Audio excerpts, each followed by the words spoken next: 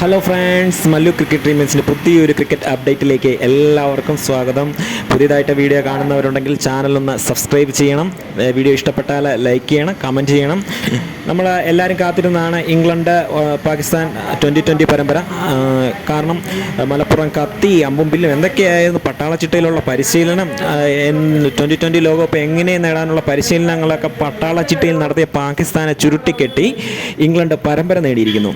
ആവേശകരമായ മത്സരത്തിൽ മികച്ച തുടക്കം കിട്ടിയിട്ടും മികച്ചൊരു റൺ നിരക്ക് കൂട്ടി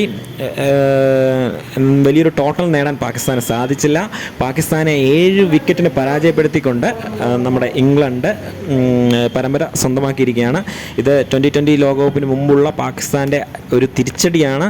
മികച്ച തുടക്കം എന്ന് പറഞ്ഞാൽ മുഹമ്മദ് റിസ്വാനും ബാബർ അസാമും നല്ല രീതിയിൽ 9 മേളിൽ റൺ റേറ്റിൽ ആദ്യത്തെ 6 ഓവർ നല്ല റൺ റേറ്റിൽ റൺ സ്കോർ ചെയ്യുകയായിരുന്നു. അപ്രതീക്ഷിതമായിട്ട് റിസ്വാനും ബാബറും ഔട്ടായി. പിന്നെ വന്നവരെല്ലാം വേഗം തന്നെ ഔട്ടാവുകയായിരുന്നു. എന്തായാലും ജോസ് ബട്ട്ലറും തുടർന്ന് ഇംഗ്ലണ്ട് ബാറ്റിങ്ങിൽ ജോസ് ബട്ട്ലറും ഫിൽ സോൾട്ടും മികച്ച തുടക്കം നൽകി. ജോണി ബെയർസ്റ്റോയിലൂടെ ഇംഗ്ലണ്ട് പരമ്പര സ്വന്തമാക്കുകയായിരുന്നു. പാകിസ്ഥാന് വലിയൊരു തിരിച്ചടി തന്നെയാണ് ഇത്. അതുപോലെ തന്നെ പ്രതീക്ഷിക്കാത്ത ബൗളിംഗ് മികവൊന്നും പാകിസ്ഥാൻ ആമീറിൻ്റെ ഭാഗത്താണെങ്കിലും അഫ്രീദിയുടെ ഭാഗത്താണെന്നാണെങ്കിലും ലഭിച്ചിട്ടില്ല.